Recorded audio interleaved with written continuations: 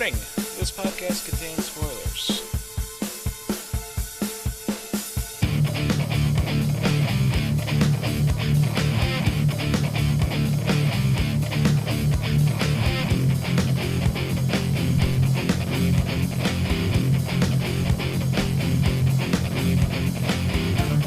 Hello everyone, and welcome to another episode of the As Seen on TV podcast for Star Trek Discovery, Episode 4, The Butcher's Knife Cares Not for the Lamb's Cry. It's the longest title I've read all year. I'm your host Mike, and joining me is Nikki. Hi. Hi. So, does Star Trek Discovery suck? Is it a complete, insult to Star Trek? Don't get me started, because the moment I read those comments on the internet, I get infuriated and I want to punch my monitor. Because I kind of had a little discussion with somebody last night, and I flubbed up because, I just kind of I was groggy, I just woke up, and I said the placement of this particular show is before the original Star Trek. I didn't mention Enterprise or anything, and I was like, and it's in a different dimension than the Abrams movies. And somebody jumped down my throat, and this is in a live chat, and I was like, excuse me, what? They're like, you need to do your research. I'm like, it's after Enterprise. I'm like, yeah, well, I didn't say that, but You said it was before. I said it was before the original Star Trek. It's to be implied that it's, you can place Enterprise wherever you fucking want in that comment. It's like whatever. And I was like, you need to check your attitude, because I didn't say anything about Enterprise. You can assume whatever you fucking want. And then he went on the whole war in my Star Trek bullshit. And you know how I felt? I expressed my discontent on that particular subject with our first episode, where we covered episode 1 and 2, and I'm just like, no, this is the point where, in the timeline, it's all about war. This is how we get to the point in the later Star Treks where we're actually at peace with the Klingons.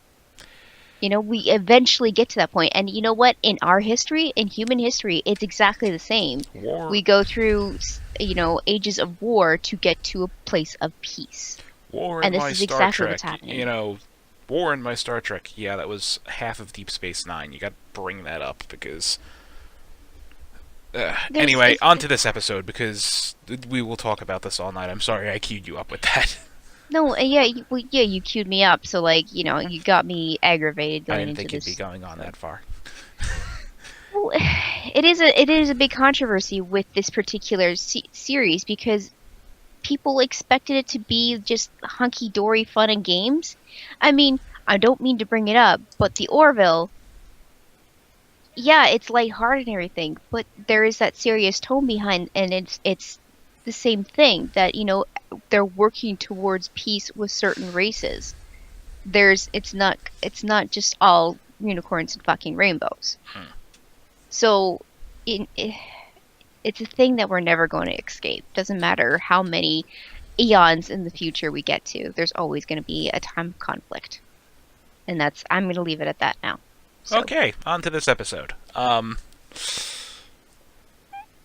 Yeah. So we figure out how the Glen was making jumps so far ahead and, making so much more progress ahead of Discovery.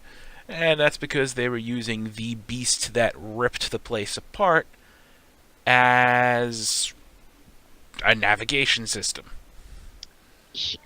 This giant tardigrade is like a catalyst for their nav and their power system.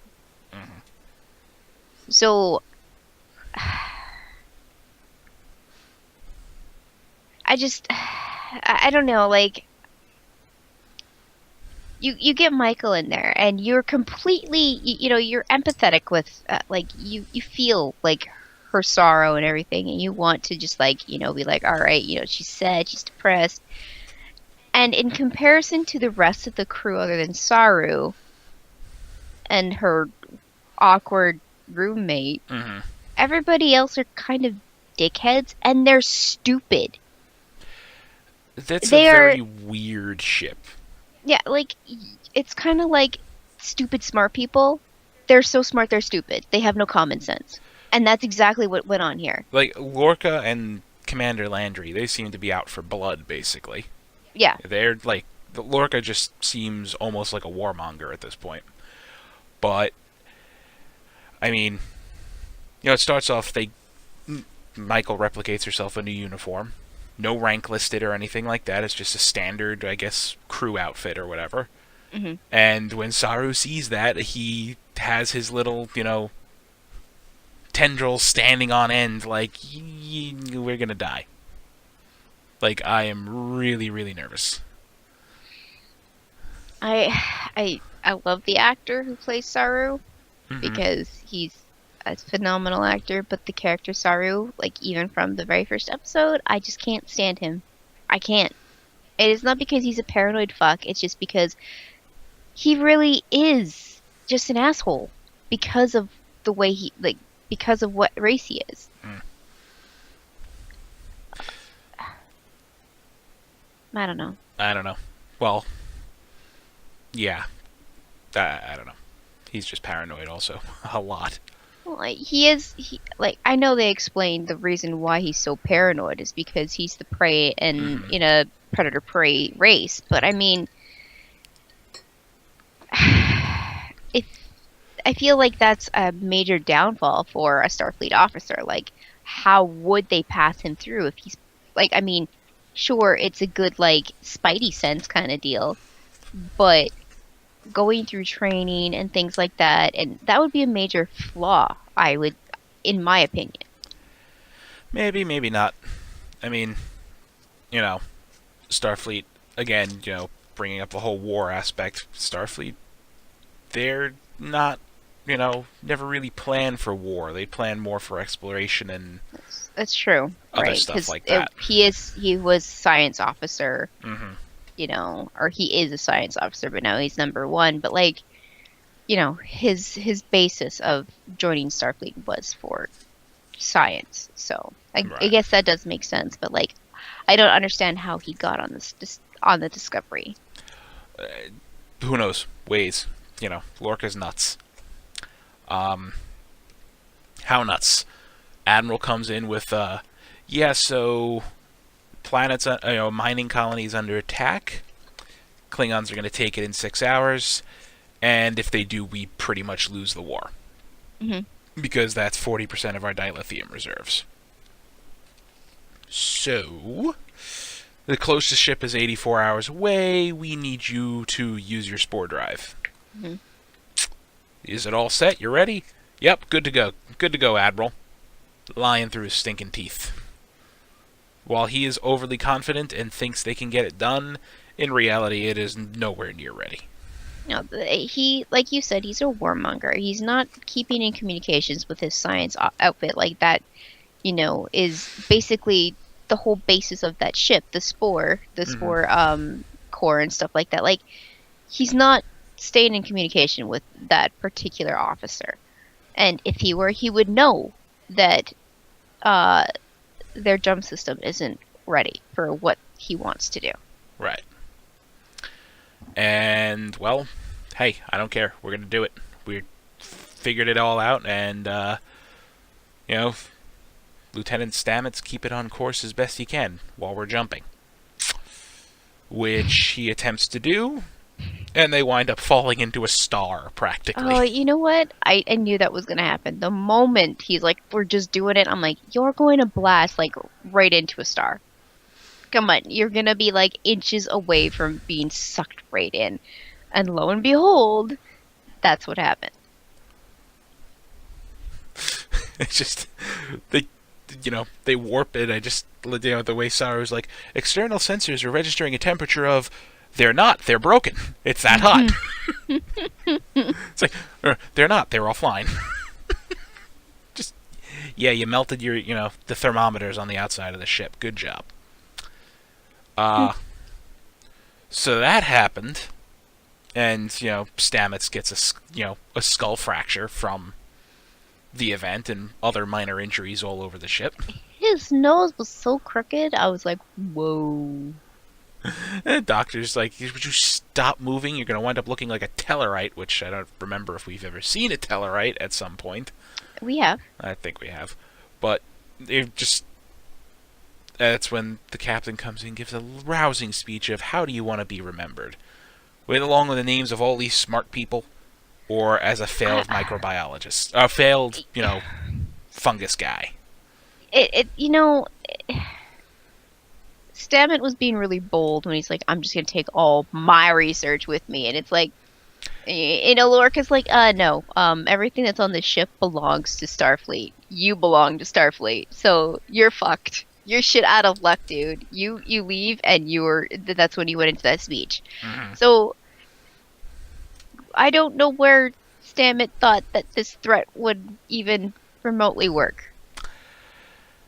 It wouldn't. No. Mm-mm. Well, on the other side of it, Michael is assigned to discover everything she can about this beastie, the tardigrade, and weaponize it.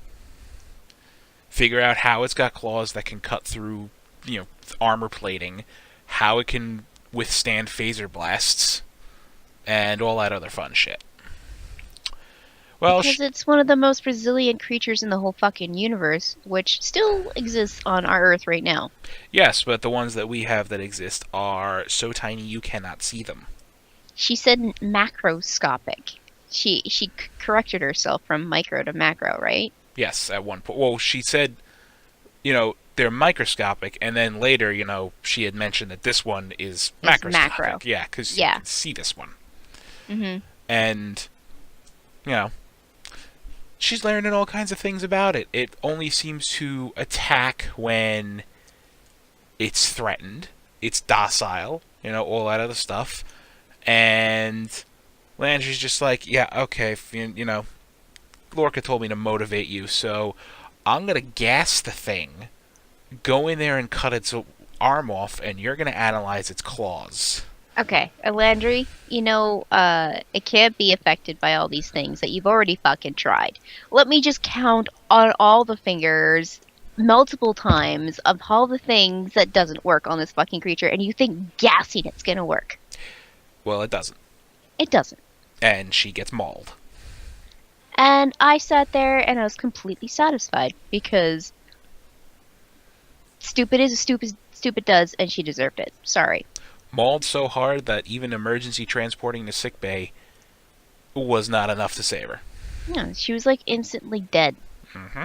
And I mean, if they happen to, possibly heal her a little bit, I feel like she would have died from massive infection. Yeah, she got fucked up. Mm-hmm. Well, so much for her. One like down. I said, yeah, and that's the general reaction. Like, that was the flattest, least interesting character on the whole ship. I feel no connection to her, so I was like, later, Gator. Mm-hmm. So, moving along, Lorca basically says, find me a use for this thing. Yeah. Or kill it. Mm-hmm. And that's when she starts working with Stamets and figures out, hey, check this out. It actually likes these spores. I think, based on these readings from the Glen, I think it, like, they registered an intruder. There's no hull breaches, there's nothing open, the thing just appeared. So they're experimenting with this, mycelium warp network or whatever, and attracted it. Which is more or less what they said without actually saying it. They weren't exactly clear how the Glen wound up with this thing. No, they weren't, because like you just said, they mentioned that it just appeared. There was no hull breach, there was nothing. So it must have been growing at one point on the ship and then got to that point, and they just didn't realize it because it had been there, so the ship didn't think it was whatever. Until it got to a certain size. And, Well, they figured it out. The thing loves frolicking in the spores, and they communicate with it almost. And that's also interesting. The Discovery has the forest in it, and the Glen didn't. No, the Glen had dried mushrooms they were using. Yeah. So, I feel like, this they called it Ripper, like that's its name. It's like a pet name. Well, that's what Landry named it, yeah. Yeah, well now I mean, even Michael was Mm. calling it that. So Ripper, I know by the end of the episode Ripper looked really down, like even turning down the spores at one point because it's now connecting the spores with this pain and being hooked up and being the navigational system kind of thing. Like I was so sad. And Michael's definitely feeling that too, looking at Oh, it. Michael's, Like, this is wrong. We are tormenting a creature just so he can instantly travel throughout the universe. Which, while a major tactical advantage, is it worth it? I legit thought that Ripper was gonna be dead by the end of this episode. Mm-hmm. Um, Same. I was actually getting really upset because I'm like, Michael finally figures out that this thing's friendly. She probably could have pet it if she wanted to, like at one point. And you see it like so happy in the spore forest, and even Stamets like, yay! Mm-hmm. So like, instantly I was like, this. I like this creature. I want it to, be more than just what it is right now for Lorca and for the Discovery. I want it to actually, like, be its own species eventually. Like, have multiple of these things. But the way that they're going, and from what I've seen in the previews, poor Ripper, man. I don't think it's going to last much longer. Yep. Anyway, moving along, they succeed. They warp themselves to the colony, take out a couple of Klingon ships, and I had no idea what the hell they were doing. They're just sitting there waiting, letting all the ships fire on them. And I mean, it made sense afterwards. I'm like, okay, so what are they going to do? Are they going to, like, use the spore drive and, like, transport them somewhere? Or are they going to drop them into a sun? Like, what's the plan here? Because you're not firing on them. And then they warp out, and they had left about a half a dozen torpedoes behind. Yeah. Good move. That worked. And they wind it's up... clever. It's kind of like when Giorgio? How she put the torpedo in the Klingon. In the Klingon, and boom. Mm-hmm.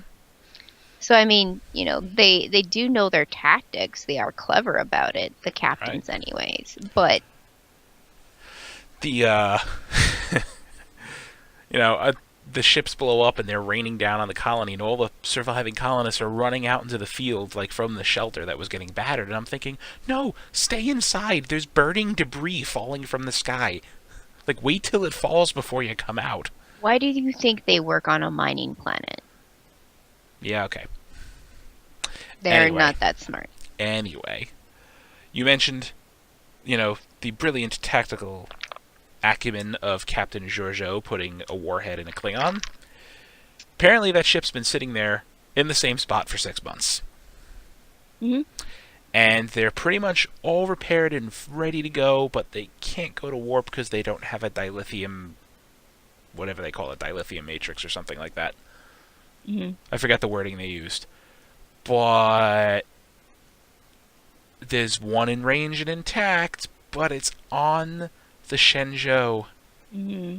And apparently that would be blasphemy, using the technology of the people who came in and killed, Takuvma. Well, I mean, the whole like motto for their ship is to remain Klingon. Mm-hmm. And to take a human invention and put it in their Klingon ship would make it no longer pure. So I get what they're getting at, but at the same point, you're sitting there floating and dying. Everybody's like starving. It's like, like eventually Volk does, the smart thing, and he goes over there to get whatever he needs. Mm-hmm. Because it's either that or they sit there and starve to death. Yep. And it was, the other Klingon coming in, the one who was a dick in episode 1 and 2, apologizing and all that stuff. Like, that kind of gave him the impetus to do it. But while he was over there getting the Matrix, said dick-headed Klingon, whose name I don't know if was mentioned, brought a whole bunch of food and supplies and fed everybody. Like, hey, you want some, join me, you get food. And yeah. Everybody on that ship went with this dickhead because, Food. they were getting sustenance. They were getting what they needed from him, whereas Vok couldn't supply. And you get to keep the ship with its cloaking device and its massiveness. And Voq gets to slowly die on the Shenzhou. What's the female Klingon's name that's with him? Begins with an L. Latara, I'm not 100%. Okay. She's cool. Yes, because she went over there and basically said, it's the only way I could think of to save your ass. Like, and you're going to have to do some pretty shitty stuff. But like, even before this point where Vok got thrown into this derelict ship of the humans, she was super cool. She was, she was talking sense into him. She was saying, well, you can't give up. And she was really like, she's his wingman. Definitely. She's his number one. Mm-hmm. And I like how she herself is an outcast as well, because of the way that she's dealt with her houses and her family. Yeah. So, but like, she's a very strong-willed character. I don't know, we haven't seen her fight yet, but I feel like she's a massive, like, she's one of the best fighters. Like, I feel like that's how it's gonna play out. She's gonna be a strong female, like, the strong female character of the show. Like, with, like, almost, parallel to Michael, as, like, Klingon versus human kind of thing. They're on, like, an equal playing field. Mm-hmm. That's how I feel about the character, anyways. No, we'll probably see at some point. Yeah, I don't know what we're going to be getting of the Klingons coming up. What I do know next episode is that Lorca gets captured by the Klingons. And I'm like, good riddance. Yeah, the guy's... He is easily the craziest Starfleet captain we've ever seen, and we've had a couple of one-offs that were fucking nuts. But... I don't know. Like, oh my goodness. I mean, next week's episode is called Choose Your Pain. Right. And I have a feeling that's something that the Klingon lady torturing him is going to say to him. In, more or less words. Choose your pain. Because of Lorca's character, I feel like she's gonna, like, be torturing him, and he's gonna get off on it.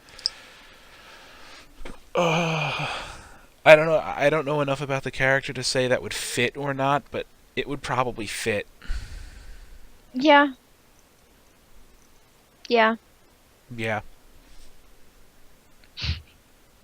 Now you're expecting him to get off on it, so when it doesn't happen, you're gonna be like, oh, thank God, or you're gonna be disappointed. No, the first thing. I'd like...